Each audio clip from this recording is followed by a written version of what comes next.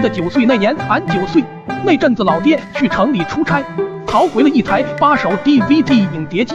虽然机器外观老旧，但上一任老板保证功能齐全，可以播放各种电影和音乐 CD。老爹也是傻不拉几的，买了影碟机却不买光盘，这就好比拉翔不脱裤子，吃米饭没有米。就在这时，老爹一声惊呼，原来是影碟机里面附带了一张碟片，是一部青春爱情偶像片。俺和老爹也是迫不及待欣赏了起来，整整看了1个下午。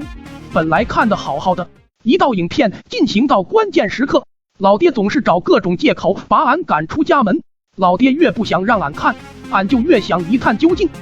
于是等到了1个周末，老爹出门办事，俺叫上小伙伴阿毛来俺家偷偷一起欣赏那部青春爱情偶像片。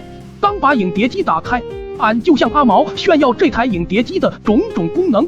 当俺正说得起劲时，影碟机突然咔嚓一声就开始冒起了黑烟，俺当时魂都快吓没了。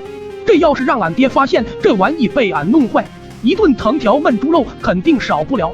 就在这时，阿毛说班花贵芬家的老登曾经在城里当过2天电器维修学徒，让俺拿去那里维修。于是俺俩就抱着影碟机冲到贵芬家，找他家的老登给俺修。那老登二话不说就拒绝了俺俩，说是没有诚意。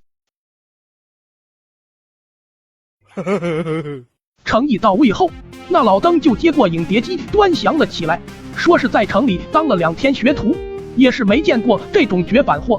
那老登实在不忍拒绝俺俩这一单生意，只能硬着头皮帮俺们检查了一下，然后指着那条线说，这应该就是线烧了，换一条新的线就好了。看着那老登很快就换好线，俺也是放下心来。晚上老爹回来买了好一些碟片，也不给俺看一下是什么大片，就拿到房间里藏好了。到了看电视的时间，老爹把俺赶走写作业，然后把电视机和影碟机搬到他自己的房间，偷偷欣赏他刚买的碟片。俺本来想躲在门外偷看是什么大片，谁知老爹却把房门上了锁。